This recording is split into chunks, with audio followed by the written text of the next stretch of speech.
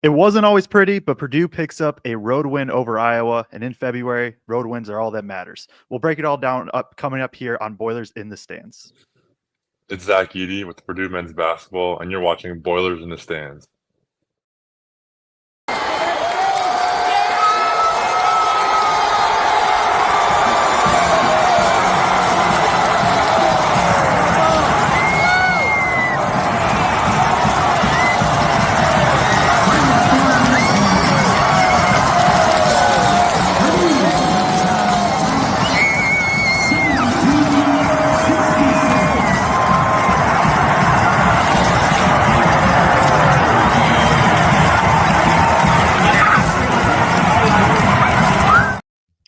Welcome back to Boilers in the Stands. I'm your host, Joe Jackson. Alongside me, as always, is my co-host, Kraig Bowers. No Braggs today. There's some like important football event or something going on this week, I guess, and he's out in New Orleans covering it. Obviously, he's out there covering the Super Bowl, and we're very happy for our guy. But we'll be here breaking it all down. Purdue gets the 90-81 road win over Iowa. Was never able to put Iowa fully away, and truthfully, I thought they would coming into this game, but Iowa continued to hit shot after shot.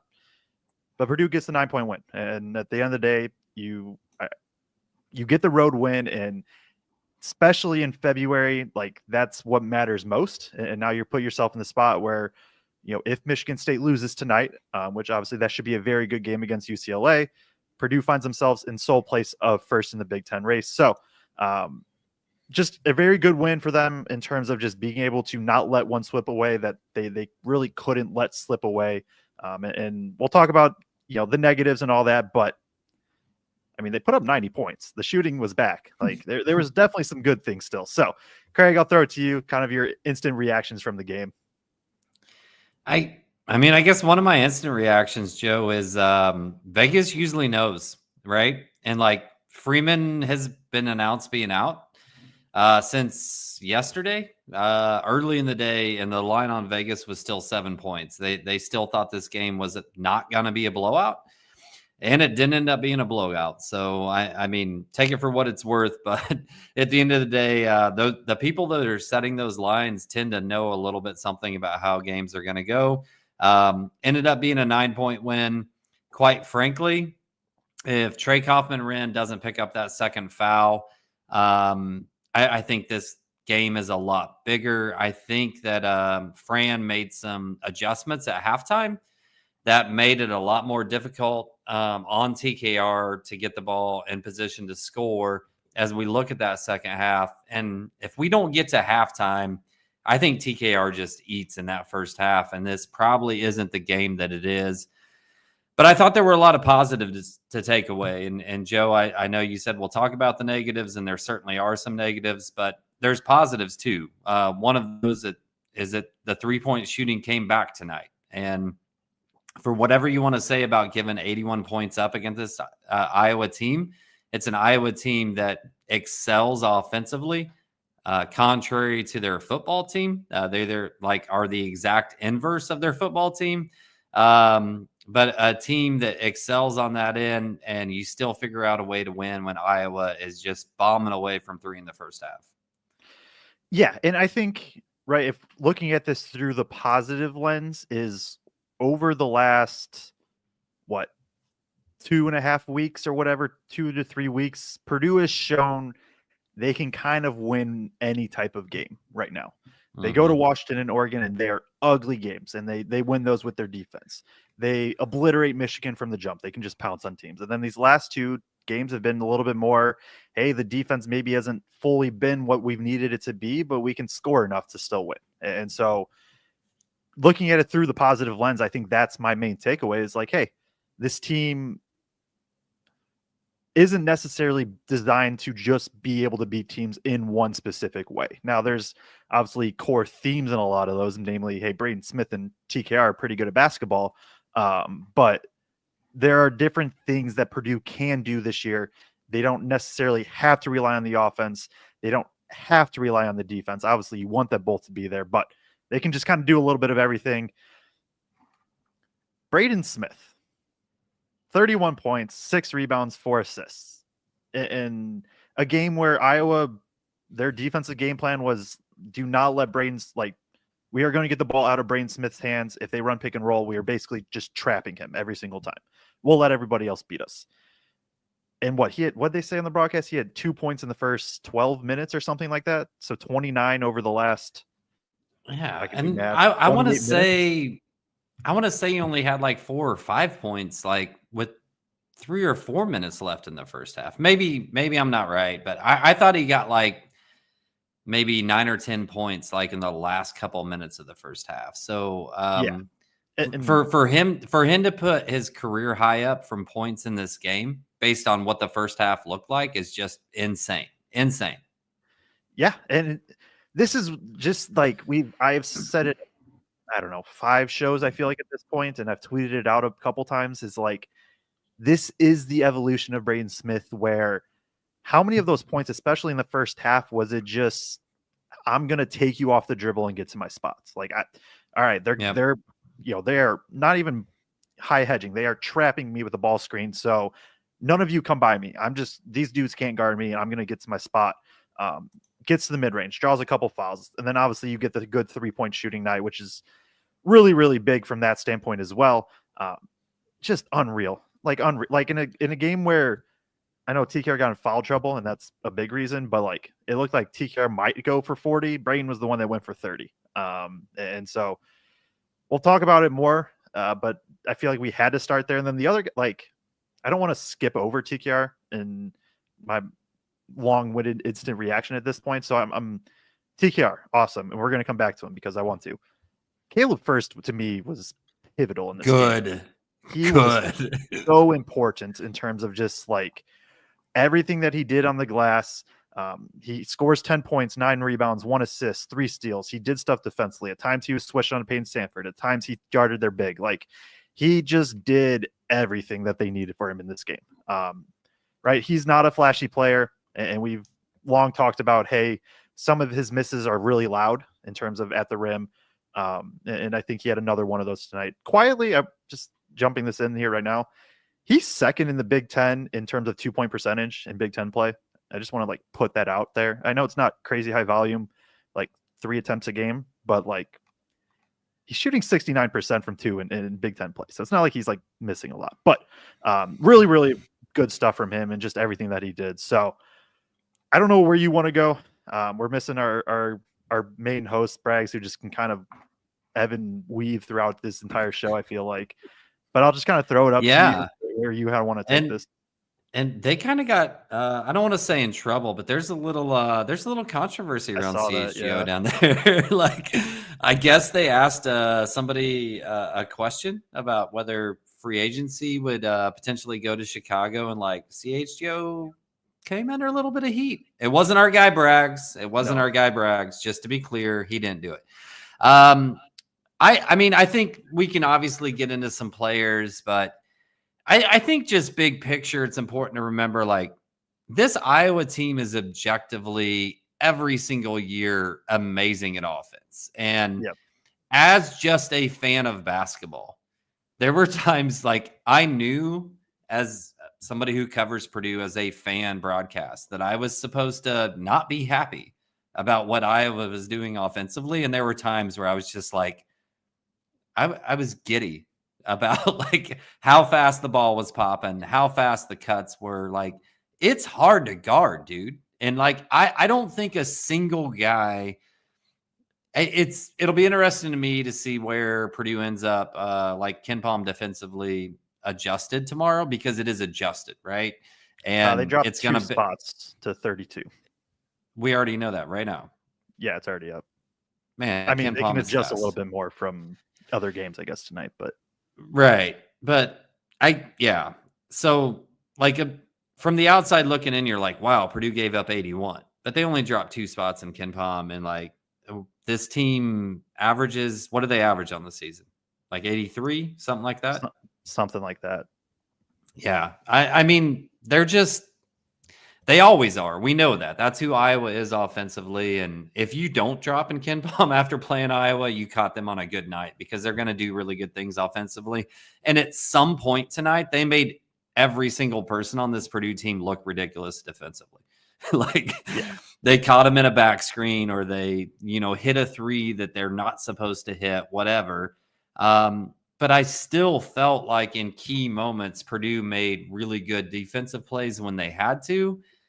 And then you already went off about Braden Smith, but I'm going to bring it back to Braden Smith and just be like, we've talked about his evolution in terms of he wants to be a point guard first. That's who Braden Smith has always wanted to be. And early on, when TKR was in the game, it looked like that was who he could be tonight, and just let TKR go for 40. Because quite frankly, in the first 5 minutes, we talked in the pregame show of like TKR might go for 40 in this game, and he might still have if he not gotten foul trouble, right?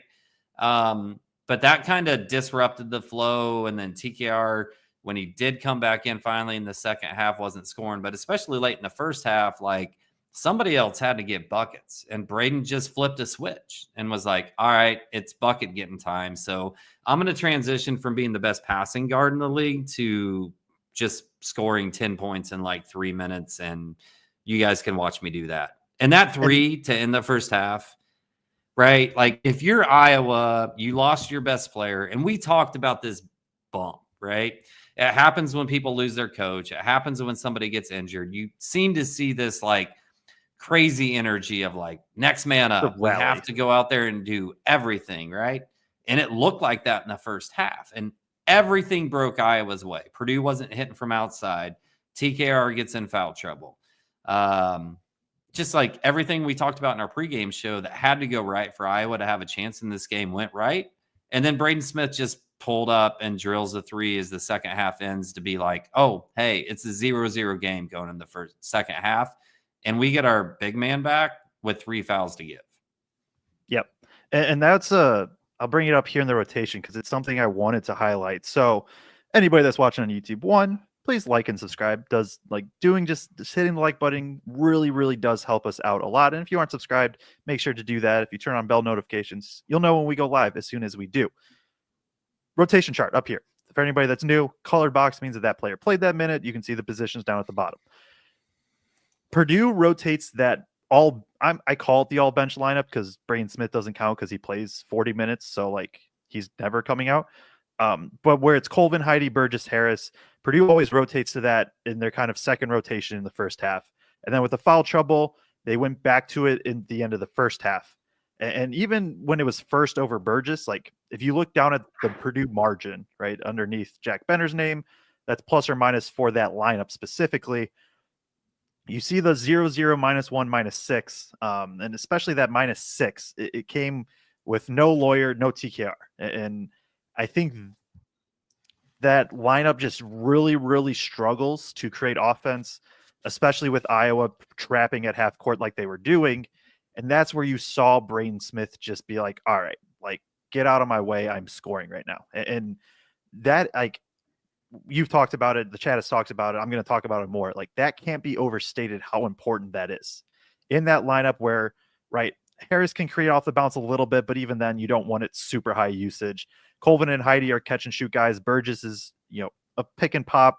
Maybe you can kind of get some dump offs around the rim. Like everybody needs pretty much something created for them. And then you have Iowa selling out and being like, hey, somebody else beat us. In that moment, Purdue goes +6 in that final 3 minutes solely because Braden Smith takes over, solely because Braden Smith hunts his own shot. And gets that three at the end of the half was huge. Like I think what was it, an Iowa missed free throw or something like that, and then Purdue pull up three, something like that. Yeah, just massive stuff from I don't think the conversation is all American ? At this point for Braden Smith. It is okay. Is he first or second team? And I don't even that might not even be a question either. I don't like if you look at so I'm gonna go back to Vegas here, Joe. Okay. If you look at the Vegas odds right now, Braden is third in National Player of the Year odds right now. Yep. And like people are paying attention, they understand. And I think it's him and Cam Jones are tied for third. So third, fourth, whatever. As of right now, like, I don't really think it's a question that he's first team All-American, and he might lose the Bob Cousy award. I don't think he should. But because that award was kind of created based off of a pass first point guard. And I think he exemplifies that, but he might lose that to Cam Jones. And yet both of them, I think, are first team All-Americans this year. Yeah, no, it is just unreal to see what Braden has done. A couple comments as I brought up the rotation chart. Marty Huseman and I think Jim Anderson also says something along the same lines. Is playing Smith 40 minutes concerning by league's end? My answer is still no, just because, like, if you in an ideal world, right? I think if Purdue had their way, you take Braden out with like 8:50 left in the first half and like 12:50 left in the second half, and you let him sit that minute, and then you let him get the media timeout, right? It started as an NBA thing where you rest your guys right before the timeout, you get them kind of a little extra break. In an ideal world, yeah, I think that's probably what you'd want, where you can get him a minute or two. But I think you've heard Painter's talked about it. It's just like they can not rest during practice because they still practice, but like practice is for fine-tuning things and things of stuff like that at this point. Practice is not for running and gunning and going all out. Like, he can rest then. He has off days. I think they do a really good job of managing the legs outside of the game, so that way he can play 40 minutes, because we just talked about, he's arguably the third best player in the entire country, right? And you just don't want to take that dude off the floor if you don't have to. And then also credit Braden's conditioning. It's like he doesn't get tired. And now I know people have brought it up, and it's been a common theme, with Lance Jones last year, and then obviously Jakari and CJ and Colvin this year, is he doesn't have to pick up full court defensively. He can be kind of the off-ball lurker. Today maybe wasn't the best game for that, but like, he can not take plays off defensively, but he doesn't have to exert as much effort defensively as somebody like CJ or Jakari or whatever. So I think, right, in an ideal world, to summarize, if you could get him a minute or two, great, but he's so good and so important to this team that you kind of just got to let him rock for 40 minutes is my thoughts on it. I don't know if you agree or disagree, Kraig. No, actually, my first thought was these 40 aren't last year's 40. And I think you went to the same direction I was going to go with that, which last year, to me, the only times that Braden could take some stress off him in terms of bringing the ball up the floor or, having to defend at the level he had to on ball last year was when Lance was in. And this year you have both CJ and Jakari that can take some of that pressure off. And we saw it, right? And the announcers talked about it there a couple of different times about like, oh, they're actually initiating with CJ or initiating with Jakari and letting Braden start the play off ball. That's huge, right? Yep. And it doesn't seem like much, but when the ball goes to one of those two and they finish bringing the ball up against pressure, and Braden can just kind of trot up the court and take a couple of seconds off before he has to go again. And like you said, on the defensive end too, I think it's just I think we have better perimeter ball pressure all the way around. And it's like, obviously Braden is having his best defensive year. So you don't want to say it's not as much pressure on him, but at the same time, he's kind of been able to play this free safety spot where it's not as much on ball pressure determinant for him on that defensive side. So I actually think it's less taxing for him this year than last year in some regards because of what CJ and Jakari bring to the table collectively, and it not just being Lance Jones. Yeah. And it just, like, I think those little things add up, and then you take in conditioning and you take in how Purdue manages off the floor, and that's how Braden Smith can play 40 minutes. I mean, he had 18 points in the second half, 3 assists, 1 turnover, 3 rebounds, a steal, 4 or 5 from 3. The legs weren't hurting today, at least. I do understand the question was posed a little bit more for come March, but yeah. Braden Smith going to play 40 minutes. I think we got to talk a little bit more about TKR now. Like, right, you watch the first 5 minutes of the game, and I mean, I put out the tweet. It was just like, okay, how many points would Edey have had on this team? Like 5? I don't know. Like, they would have just, because assuming Edey didn't get in foul trouble, and the same probably for TKR, like, the offensive play would have been just, hey, throw it to TKR. Hey, throw it to TKR. Hey, throw it to TKR. Like that was all of my notes after the first, however many minutes. Was just, okay, TKR, 25 points. Or we can get the stats up here because I actually do have them. A little small, my bad. 25 points, 7 rebounds, 4 of them coming on the offensive end, 4 assists, 4 turnovers, a steal. Did get in foul trouble in the first half, which is why he does that. Quietly 5 of 5 from the free throw line, which was massive because I think at least 3 of them came down. Wait, you thought that was quietly? I feel like it wasn't like a huge talking point because he just dominated the rest. He hit free throws, and there were 2 different times he hits free throws. One of them was a front end of a 1-and-1 when we were up by 3. They were like massive moments. I put it in all bold. TKR hit free throws in critical moments. Like that game switches entirely if TKR is the 60% free throw shooter that he's been at times this year, and he just walked up and drilled him.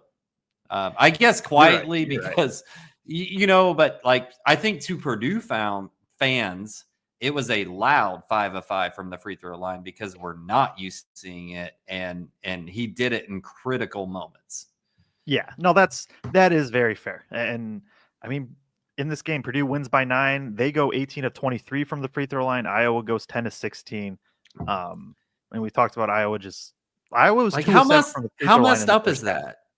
Yeah, how messed up is it that Iowa's a bad free throw shooting team? Like, explain that to me, Joe. It doesn't make any sense, especially like right in the first half. Josh Dix goes 0 of 2, and he is a good free throw shooter. Like Iowa's has some not good free throw shooters. I do think it's skewed a little bit by like their bad free throw shooters are the ones that get to the line the most. But still, like Josh Dix, he was 27 of 32 coming into the day from the free throw line, and then he misses 2. Like I bring that up specifically in the first half. Purdue was 7 of 8 from the free throw line, with Caleb First being 3 of 4. Iowa was 2 of 7 from the free throw line in the first half. And right, you even get a little bit of a switch there, and that maybe derails things a bit more. But getting back to TKR, like one of those games, kind of like Edie last year, where it's like, what do you say aside from Iowa had no answer? Now TKR, I think Iowa did start doubling a bit more, and I thought TKR made some really good passes out of it. But when they stayed one-on-one, I know TKR was licking his chops. Yeah, for sure. And I'm gonna burst the bubble a little bit, and I'm gonna give you my play of the game right now. Okay. And I saw you pose the question in the chat, and you guys can all come back around to it later. I've already starred a whole bunch because it's wild in the chat. Like some nights it's obvious what the play of the game was. In the chat, there's like 10 different plays, which I think speaks volumes to how many people made big plays today. But mine directly relates to TKR, and you're gonna laugh about this. But there's like 17 minutes. We're like 17 minutes to go in the second half. Okay. TKR is beat on the baseline, and he just lets his guy score. That is the play of the game to me.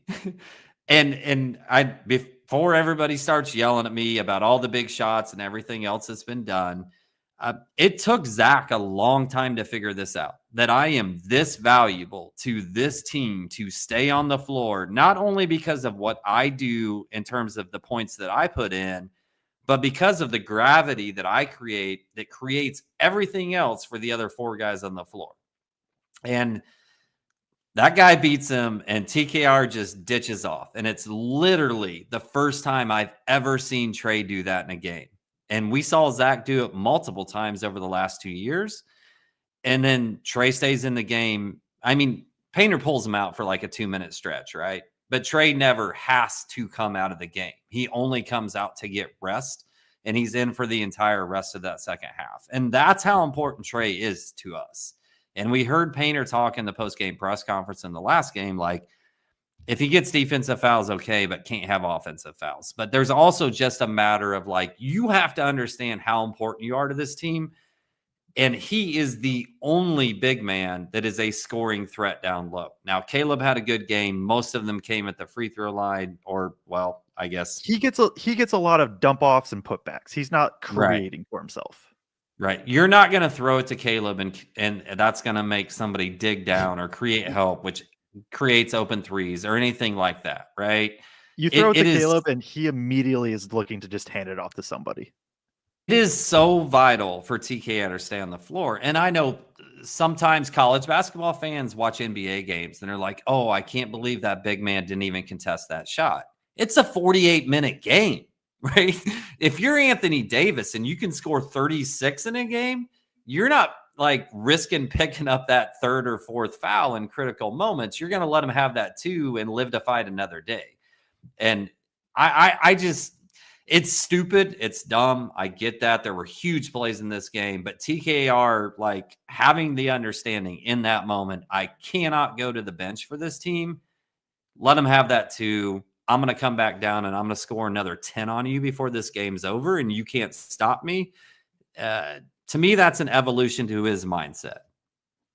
I'll say it's a better play of the game than Braggs' last game when he said the fans... Or was that 2 games ago? No, it was last game with the fans not yelling "sit down" at the free throw line. But no, I don't know if I physically marked it down, but I made a mental note in my head. I know of that. I know exactly which play you're talking about, where it was just like, oh yeah, TKR just kind of let him go, and I do think that is very fair, just because of how important he is, and he is that level of player. Like we talk about Braden Smith, like okay, he's probably just first team All-American at this point.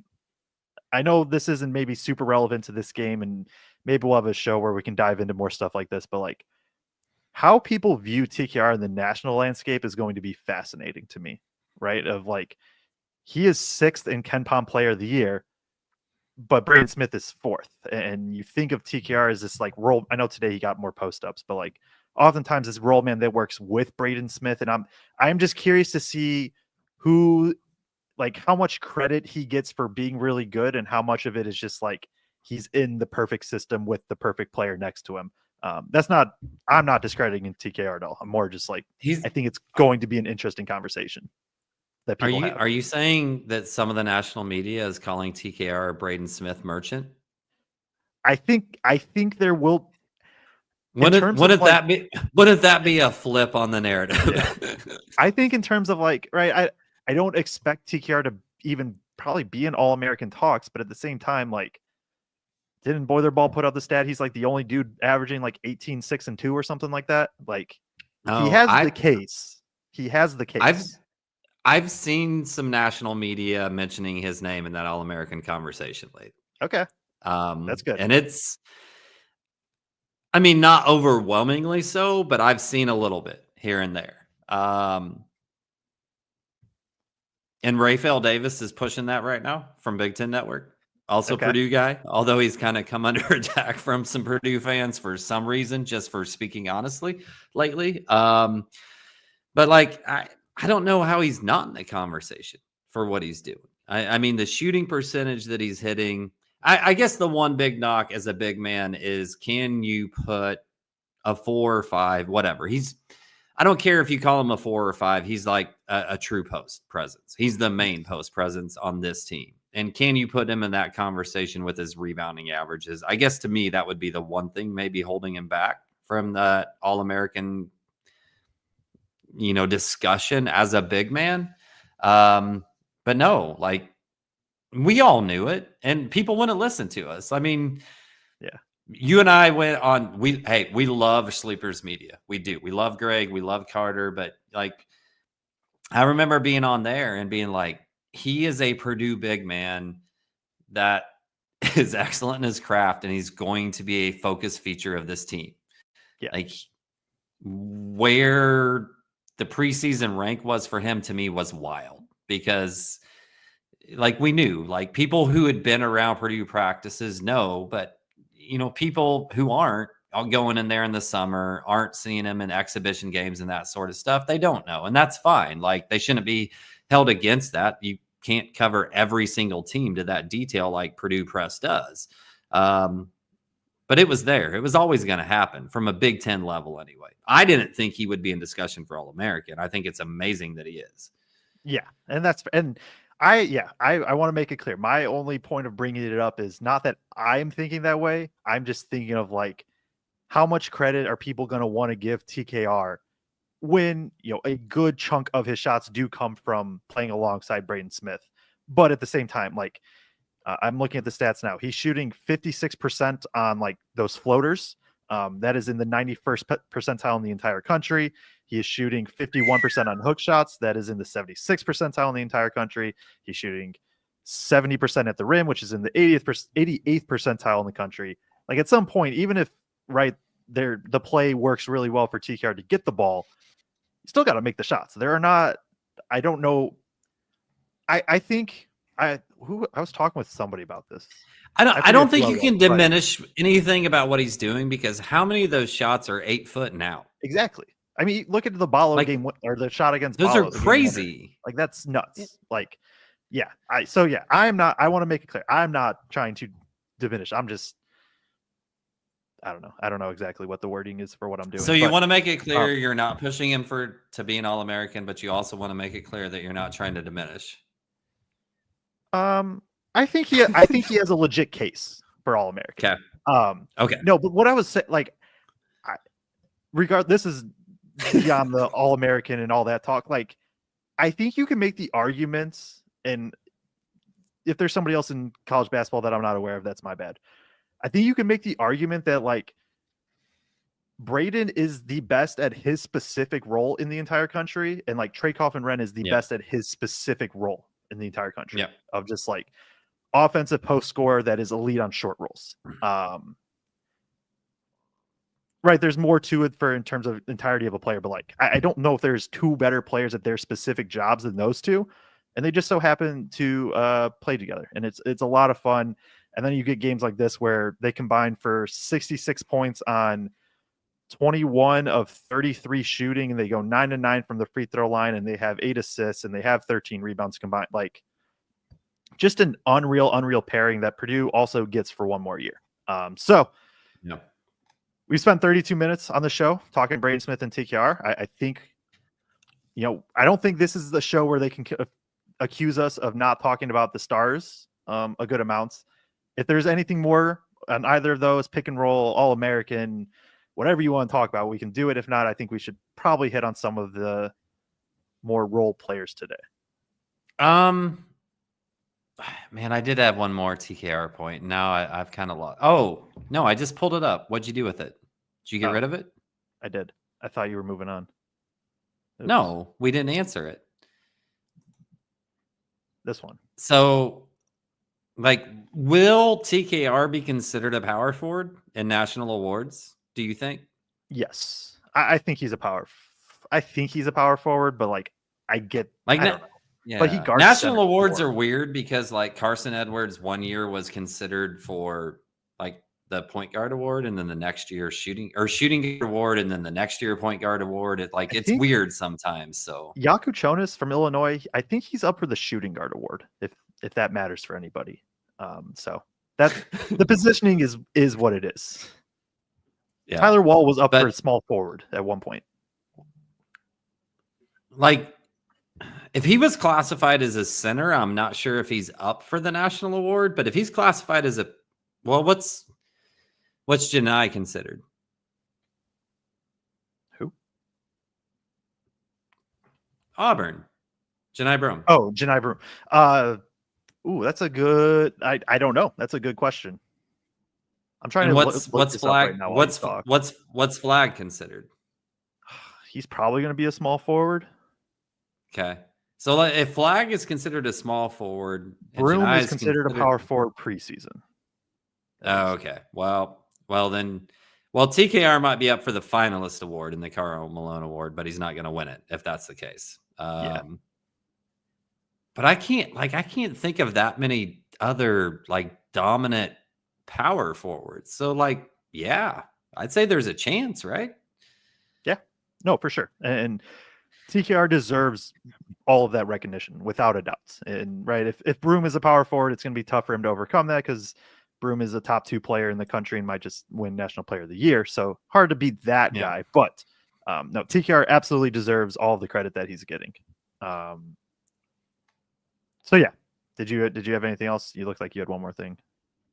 Oh no, that was my face that said there's no way the national media is not going to select a Duke player for National Player of the Year when they have one that's that good.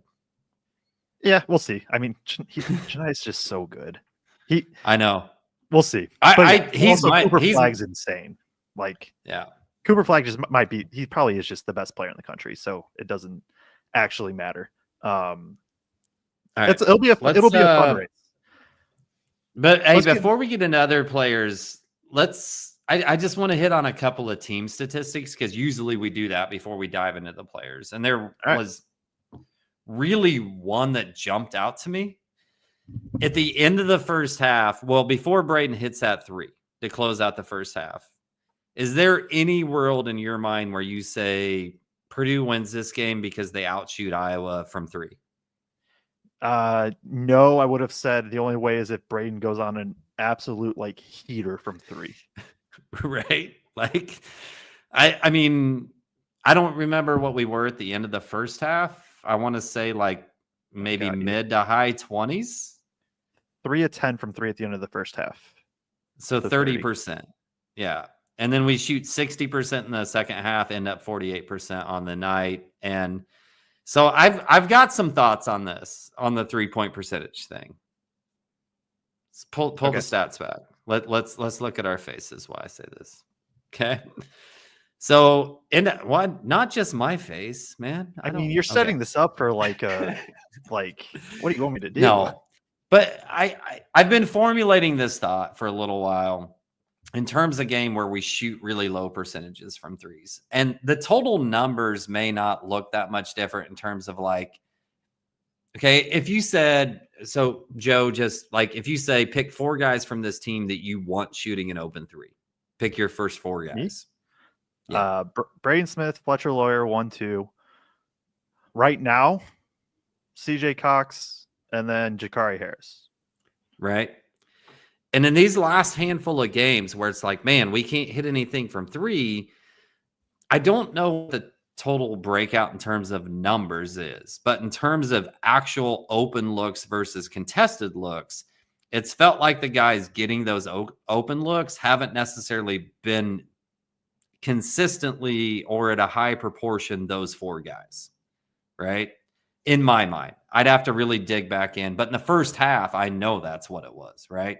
Cam got a bunch of open looks. Miles got an open look. But Fletcher's looks in the first half were contested. Braden tries a dribble up 3 before that last one where he was kind of contested. They just weren't necessarily getting open looks. And one of the things in my head is just obviously Braden Smith is the best point guard in the entire country in pick and roll.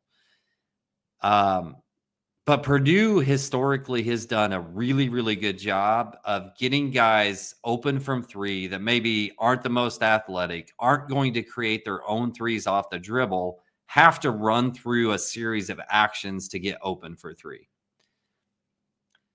So I guess the question I have for you, what's the balance there of we know we have Fletcher Lawyer, who is killer from 3. CJ Cox, in terms on his season average to this point as a freshman, is killer from 3. Braden's a little bit different because the ball's in his hand all the time, right? But I guess when Braden's just creating off pick and roll, there's not time late to be all right, now we're going to run through some action to try to get CJ or Fletch open for 3 through some series of Zoom action or Chicago or whatever, whatever action you want to talk about to get a guy open who's maybe doesn't have the capability to just go one-on-one and get open from 3. So how do you balance that? Because it feels like teams lately have been comfortable being well, if Cam or Miles take an open 3, okay, we'll live with it. Yeah, so I 1, I don't know. 2, right, I think this is the underlying question, even for the last handful of games, where Purdue put up 13, 12, 9. They put up 24 threes against Michigan and then 13 against Indiana, right? Where you have this stretch where they're just not shooting a lot of threes. And I agree with you, right? Like the open ones are Heidi had 4 open looks in the first half or 3 in the first half and 4 open looks in the first half. Well, I guess 3, and then he drills the one that's like rushed, but not open. Yeah. We'll touch back on that in a minute. It goes back honestly to what we were just talking about 10 minutes ago. Matt Painter has arguably the best pick and roll ball handler in the entire country, and Matt Painter has arguably the best pick and roll short roll guy in the entire country. And so do you want to take the ball out of their hands when we just wax poetic? Am I using that right? I don't know. We just talked a lot about like, right, you have 2 dudes you might have 2 dudes who are all Americans. And if teams are going to give you that, like, do you just take it? Or do you, like, basically what, like, the trade-off is you're using a possession to try to get someone going when you already have Braden and TKR just going. And so I don't know what the trade-off is, especially with, CJ and Jakari. Like, you're not going to run stuff necessarily. Well, they've run it a little bit to get Jakari shots. Like, Fletch is a guy that's going to get looks still. Like, he's first on that pecking order. And so you have Lawyer who, right, he's the guy that they're going to run stuff for, and rightfully so. So he's shooting 47% from 3 on the year. And so you add that, and now you add in a couple TKR post-ups, you add in a couple transition buckets, and then the whole pick and rolls. It's like, how many possessions do you have left to kind of use on these looks? Like, I don't know the right answer because, right, it works now, but then in a game where against Ohio State, where Braden and TKR are missing everything, you kind of wish that other things could happen. So I don't Right. have a great answer, truthfully. And I guess that's my point of like, you have 2 of the best players at their position in the entire country, but there's going to be games where they're off, or there's going to be games. I mean, for sections of this game, this feels stupid to say they limited Braden Smith because he scored 31 and had 4 assists, but like there were sections where they were just jumping out and trapping him, and they did force him into 4 turnovers, and there were sections like that, right? And like I don't know the right answer, but I go through this conversation in my head. I was like, all right, well, Smith and TK are eaten, but what happens when it's 3 minutes left in the game and they are just completely selling out on those 2, and then you have to kick it to CJ or to Fletch and whatever and count on them to hit that shot when they've only attempted 3 the entire game, So and they're not pros, right? Like NBA pros can do that. But I don't know. I just think it's an interesting conversation. And in my mind, a large part of this 3-point shooting slump has come because our best 3-point shooters on the season necessarily haven't been getting open looks in that time. And some of the ones that haven't been shooting well have been getting the open looks. Yeah. And I think that's fair. And it's also like there's some aspect of how teams play defensively, and there's other things that go into it too. 100%. That, like, are a game-to-game basis. And so, right, like I don't, because I think it's a good thing you brought this up, because it's been a talking point for the last 2 weeks. The other part of it though, right, is just like, I'll get up the exact stats right now.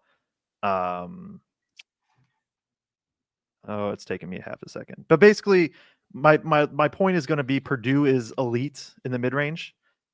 They are second in the country in mid-range 2s. They are third in the country in non-rim 2s, like inside the paint. So those little floaters and hooks that TKR takes mainly, and Lawyer gets the floater a little bit. Like they are second and third in field goal percentage in those 2 areas. And so, right, everybody that knows me, I'm a stats guy, got my major in stats from Purdue. Like I'm a numbers dude. And so I'm an analytics guy by nature. Analytics do not say the mid-range is bad. Analytics say 95% of people are not skilled enough that the mid-range is worth it. Braden and TK are the exception, where it's like those floaters that I talked about earlier from TKR and the pull-ups from Braden, like they are shooting such a good percentage that even from an analytics standpoint, you're fine with it because they're producing results, right? Analytics don't say, don't take mid-range. It's, hey, like in NBA terms, it's, hey, unless you're like KD or like a superstar, they're not good. Braden Smith's shooting 54% on mid-range shots. Like it is nuts what he's doing. So there's that aspect too of just like, well, you're trading off threes for twos, but it's almost like not normal because of how good Purdue is in the mid-range. But at the same time, at some point you've got to get the other guys going and come right. This is a team, I think, aside from last year, is the best setup team for March in a long time for Purdue. And you're going to need, like, there's going to be a moment where you need guys to just knock down the shots. And I don't have the right answer, right? It's almost like, is the question almost just like, do you want to try to win the game now, or do you want to like prepare in case you need something else to happen and win a game later? I think that's 100% like, right. That's it. That's it. And that's like, I don't know the answer. I don't want Purdue fans to jump me for saying like one itty bitty criticism, right? But like, if there was one thing that I could like just point to a little bit, and I think it's been way better in the last 3 years. And like, obviously, he starts Braden Smith and Fletcher Loyer their freshman year, right? CJ and Jakari have gotten tons of minutes in a year where when you and I did the preview shows, we're like, man, these two guys are really good, but I just don't understand how either of them get more than 8 minutes a game. Well, we look stupid now, right? About that. Yeah. But like, it's been way better, but within the flow offensively, sometimes it can be like, do you need to let those guys go ahead and take some shots? And even if you lose a game or two along the way and you end up a 3 seed instead of a 2 seed or a 4 seed instead of a 3 seed, does that pay dividends when it does come time to March? And like, let them learn through that through game time. I don't know the answer to that.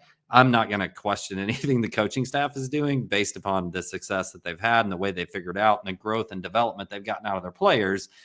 But like, yeah, like that, I think that's the question. Like, do you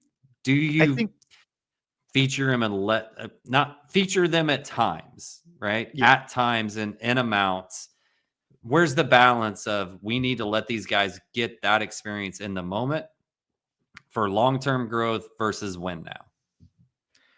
Yeah, and I think you can make an argument for either side, and you're probably right either side. It's a kind of a good problem to have because you're kind of trusting both sides are going to produce results in different ways. So, yeah, I'm glad we got to that because it clicked. It's like that's all the question is get wins now or try to develop and get some wins later when you may need it. And there's going to be a random time you do. So, do you have a whiteboard play for today? Because I need to really go to the bathroom, so I need you to go to a whiteboard. There's got to be something cool. Something. I don't even have a whiteboard next to me. We'll just solo lay out this. See, the issue right now is my wife, like, it's in my closet, so then I would be leaving everybody with their own thoughts for a minute, and I also don't really have it. Like, I can talk through some stuff. It's just like I'm here for you right now, where you can go get your whiteboard. Okay, and I will go on a monologue. And Purdue fans, I think regardless of super chats. Oh yes, I will read some super chats. So comments starred. Here we go. Derek Mullins, love you guys. This money is so we can all actively root for UCLA. Heck yeah. Joe and I, somebody, by the way, anytime you guys have suggestions, bring them up, put them in the YouTube comments, put them in the live chat. It's almost maybe better when it's just Joe and I, if once the show posts to YouTube after the live is done, if you put them in there, because I'll go and read them there. Sometimes it's hard to catch every single live, but we had somebody give a suggestion to do like looking ahead, Big Ten projection. What are the chances of Purdue winning based on what everybody else, all the other teams have to play, yada, yada, yada. And it was a great suggestion. And Joe and I are going to do that sometime in one of the next pre-games here coming up before long. So if you have suggestions for the show, certainly bring that up. But yes, Derek, root for UCLA. I wanted to say at the end of the post game, and Joe just cut me off at the end of the last pregame or preview show before I got to say it, that I thought Purdue would be in the lead for the Big Ten when today was done, because I think UCLA will beat Michigan State. And then he also says Braden is 100% the pound for pound best in the country. Let's go. JB says, I think Braden had a good game. I think that's good. I think that's accurate analysis. Yes, I think we can all agree on that for sure. 100%. Appreciate you, JB, for that super chat as well. And now Joe's going to go solo on the whiteboard. David Miller threw a 499. Appreciate you, David. Yeah, no comment, but do appreciate the support. We'll go full whiteboard now. Like, this is a game, right, where Purdue went ISO a lot and Purdue went to the post a lot, and Braden, like, a lot of just things like that. So I want to talk defensively. We're 50 minutes into the show. I thought we'd talk a little bit more defense, but I think it's been good conversation. I think a lot of the issue today defensively, right? So this is Iowa on offense, where they're going to be setting up just like a normal zoom action that we see Purdue run. Ball's here. You see them run like this. That's zoom action pinned down into a handoff. Purdue, they've had their defensive success by if this is Braden, allowing him to play center field, or if this is and I think they did a good job of putting him in spots where he has to be the one chasing. And I also think some of the switching wasn't talked about or wasn't executed properly, where, right, when this happens, Purdue might try to just switch this. So now when this happens, they switch here. This guy's going to jump out. Sometimes you'll see a back cut and then another curl. And it just felt like, right, so if this happens, okay, switch, back cut, and then it kind of ends up like this, where, so this guy cuts through, he's maybe here, takes his defender with that screener that was here.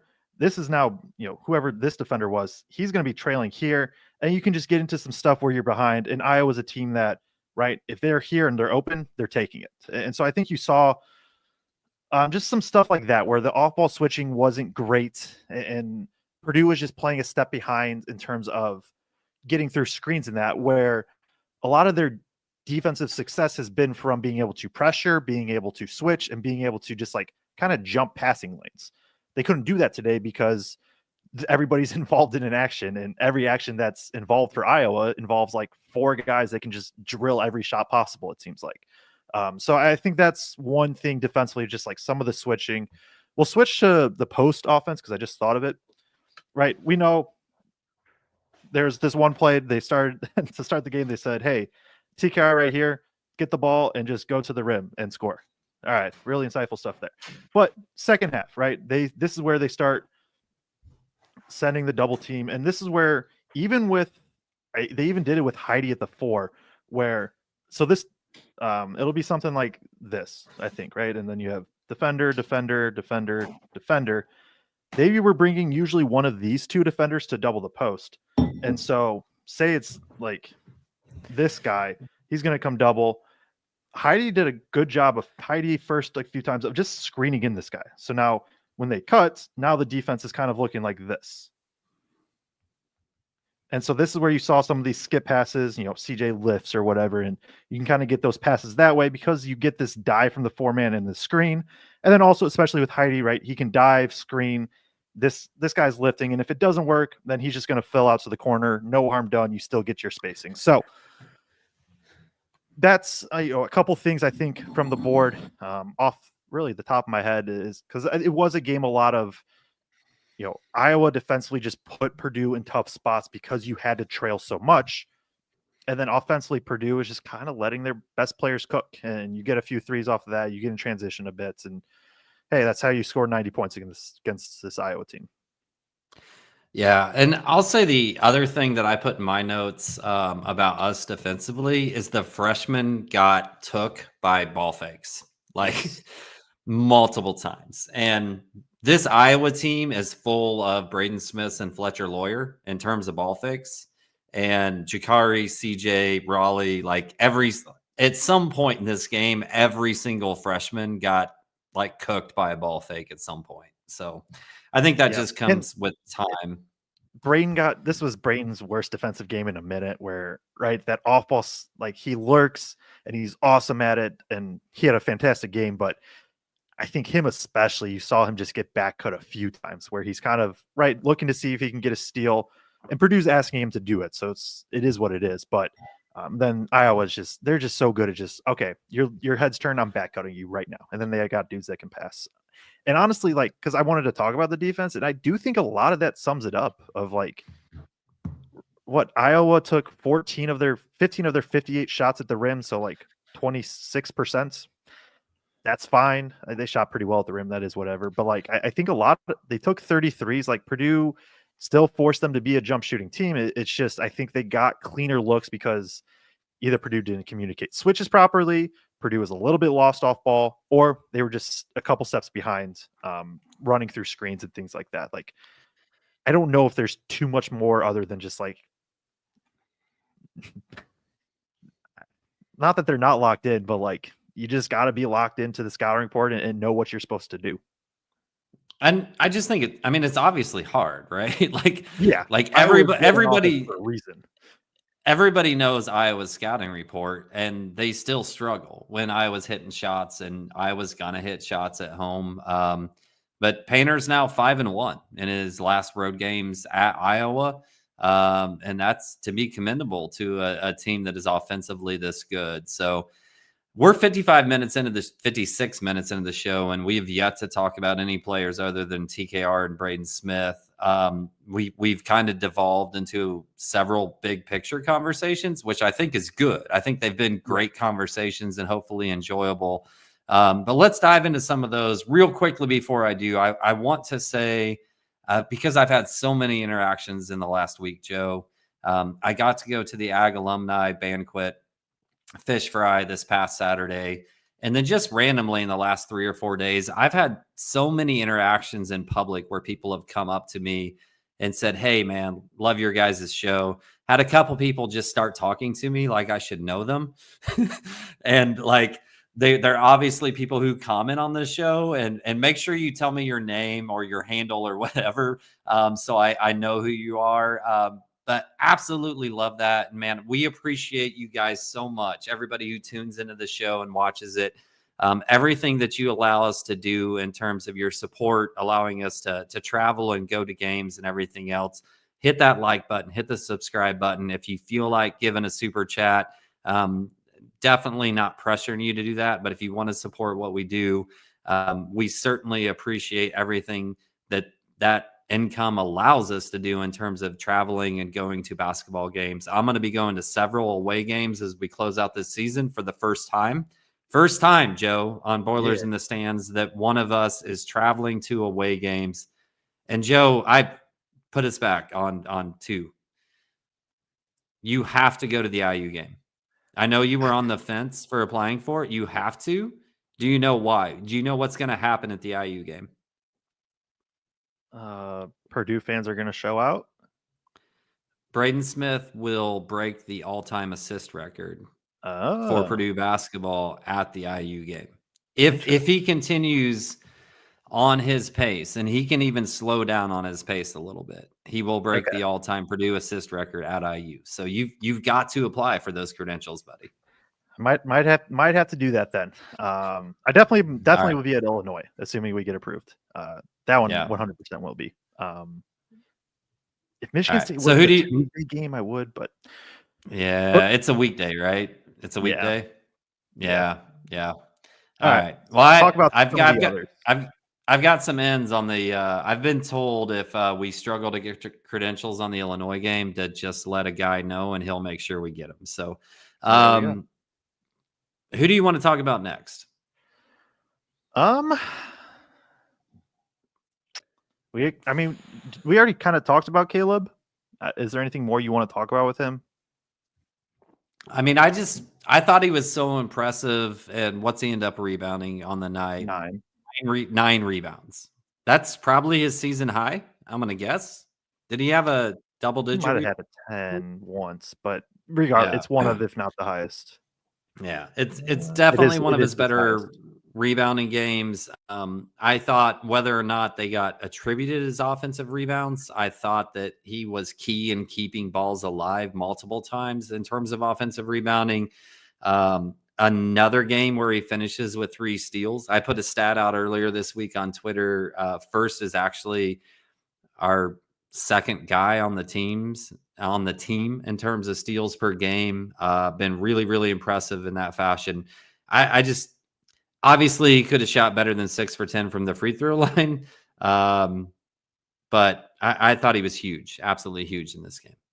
He is in Big Ten play only. He is third in the conference in steal percentage now. I don't know. I think it's TJ Bamba and then Braden are the 2 ahead of him. TJ Bamba from Oregon. So, I mean, he's up there with that. Yeah, like I talked about it kind of up the top of the show. What he brings rebounding, what he brings defensively. Yes, he is going to miss a layup at some point. It's going to happen. And even that like hasn't been, I don't think, bad in conference play. But, right.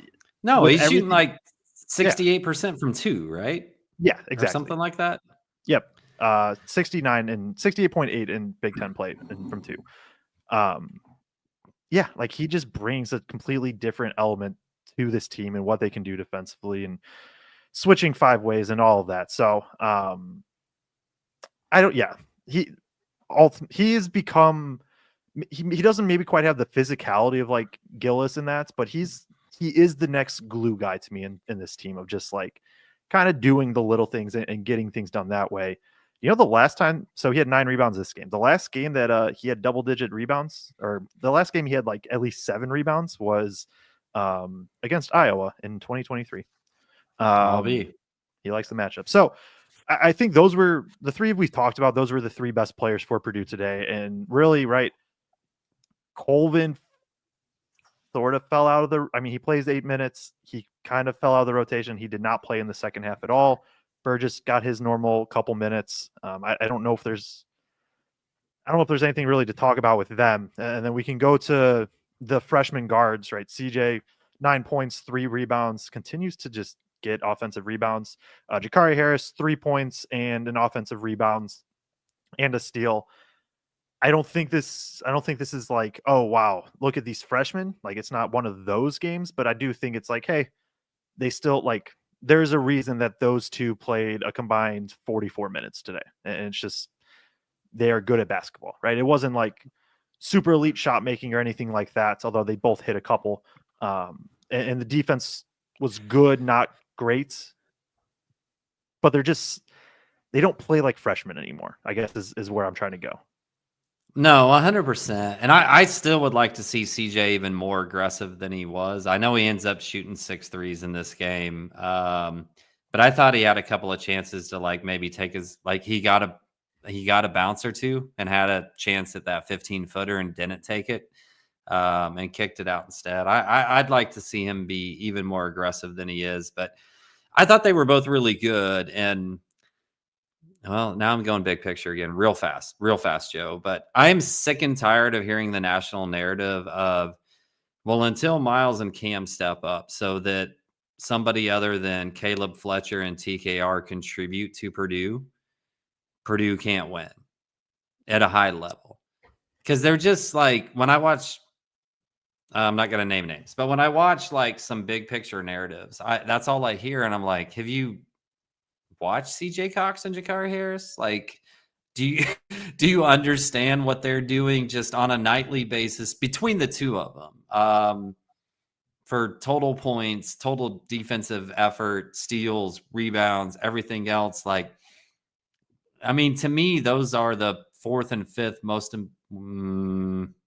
No, Caleb's the 4th most important player probably on this team just because of what he can do defensively, but. Yes. They're the 5th and 6th most important players on this team.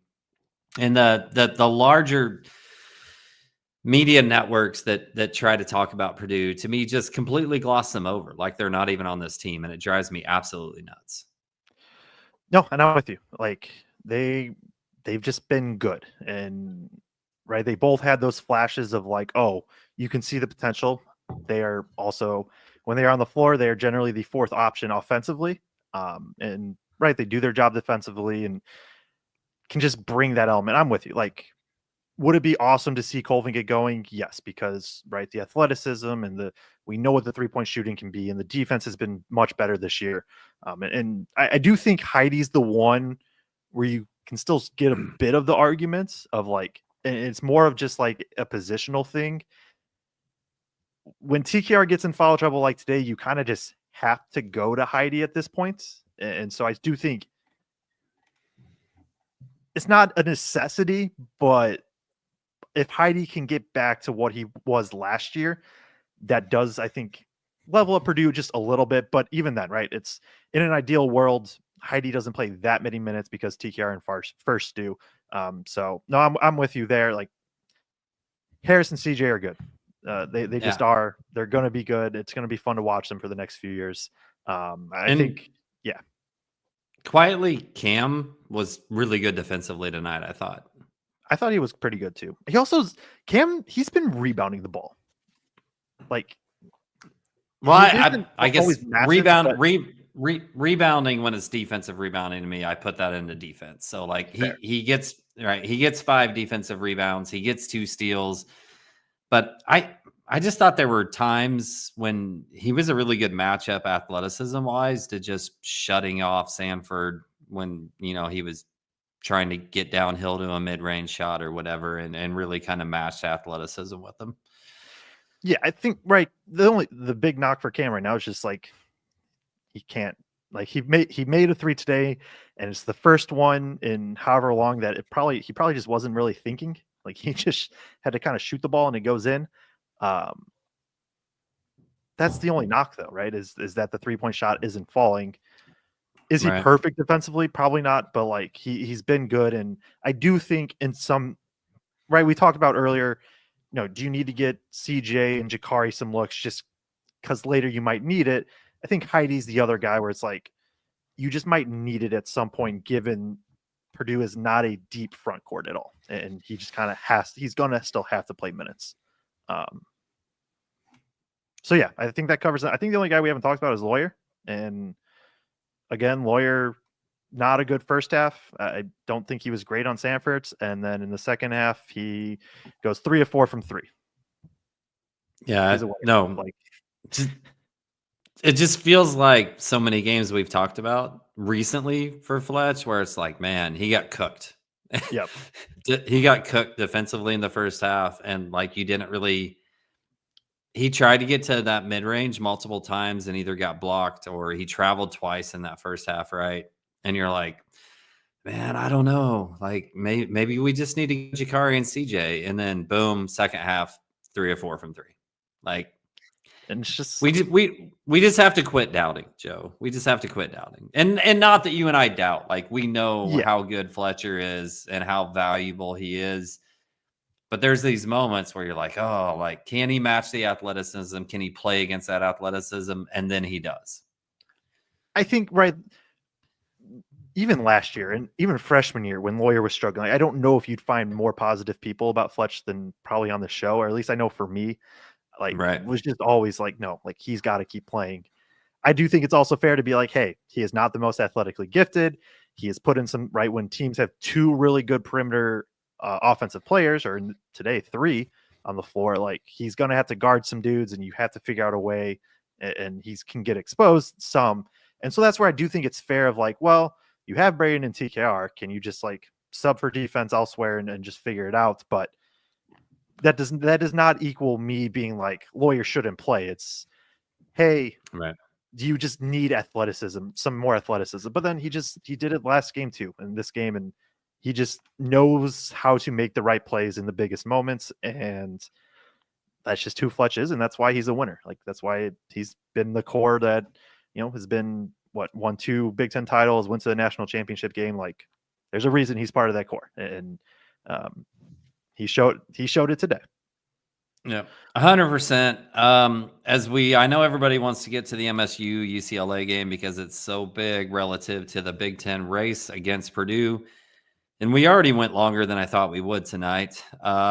Let's get into some of the starred comments quick. I'll pull them up and read them, and you can react if you want to. Okay. Jason Depew says, I'm surprised Braden only had 4 assists. My counter to that would be Iowa was flat out double teaming him at times tonight. and they were jumping out and trying to trap him, especially late in shot clock off of that high pick and roll.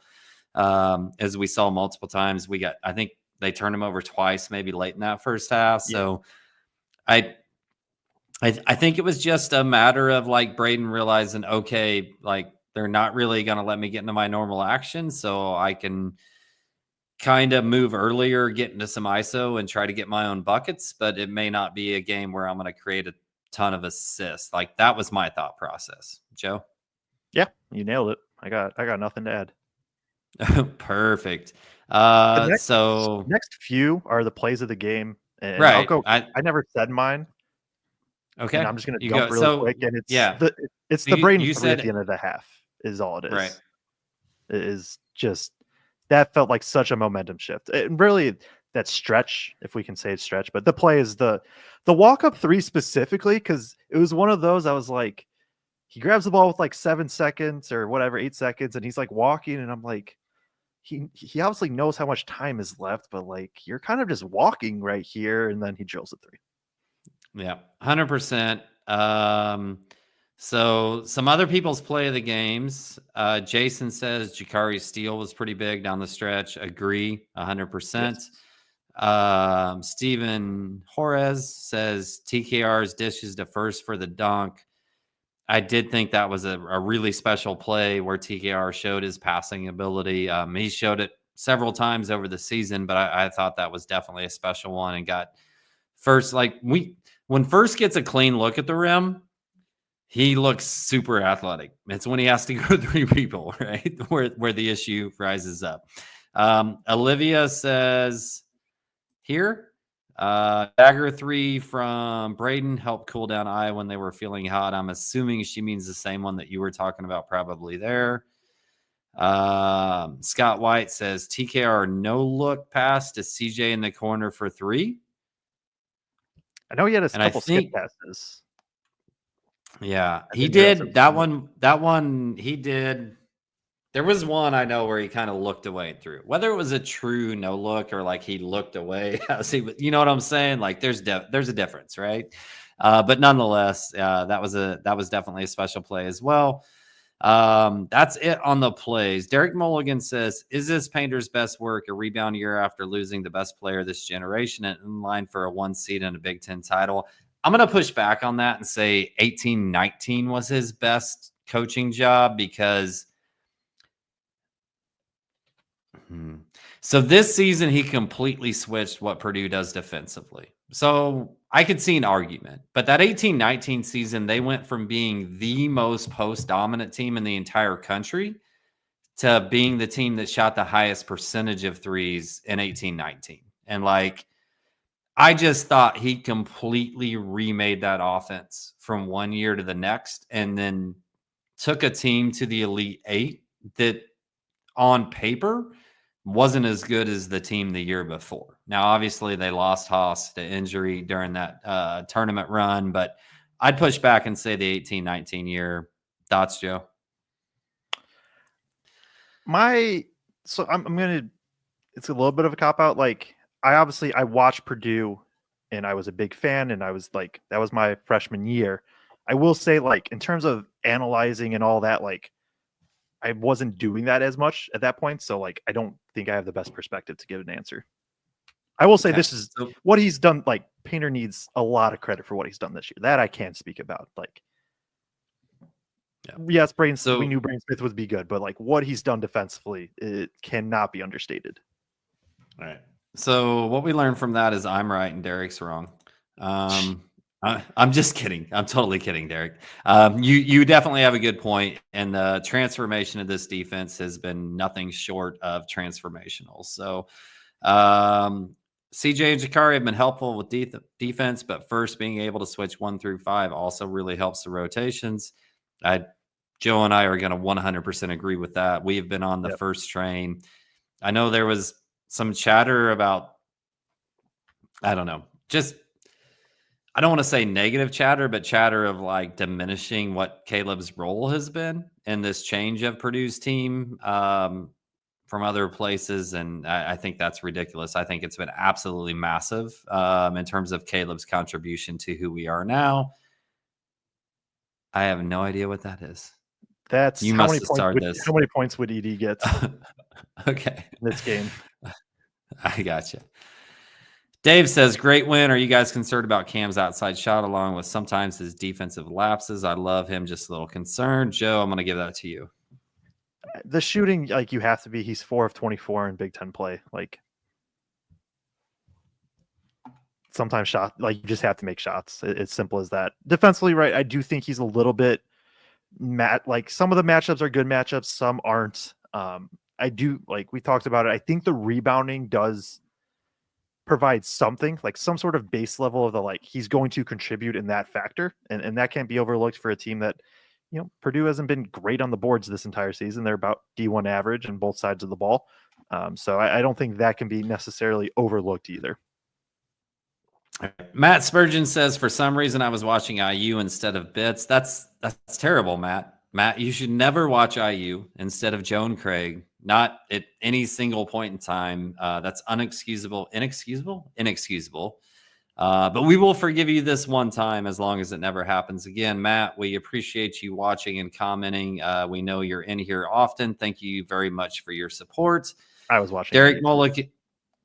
Derek Mulligan says people are saying Flag is a Gillis merchant. You also starred this one, so I mean, all I'm saying is there's a good chance that Mason Gillis will have played with the National Player of the Year the last 3 years, and like correlation, causation. I don't know. It just, you know, needs to be mentioned.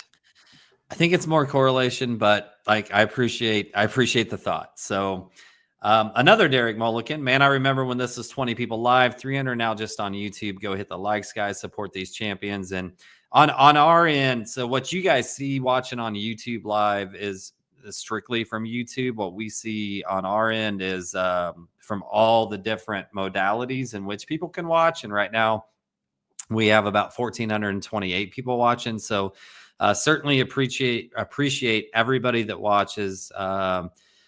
Again, make sure you hit that like and subscribe button. But we're big fans of everybody who tunes in. We appreciate you doing so, and know so many of you guys also watch after the fact in terms of the hundreds of people that watch on Apple's or Spotify podcast, just the audio version, or the thousands of people who watch on YouTube after the show closes and is no longer live. So we thank all of you for doing that. But yes, Derek, it has been a journey, and it certainly has grown, and we appreciate every single one of you.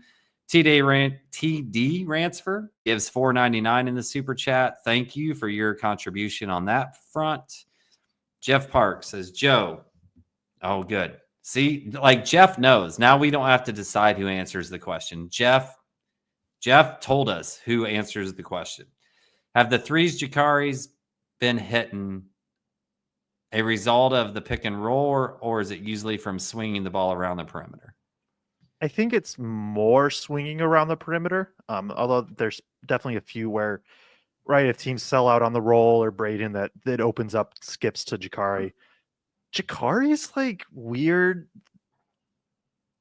I feel like he just like,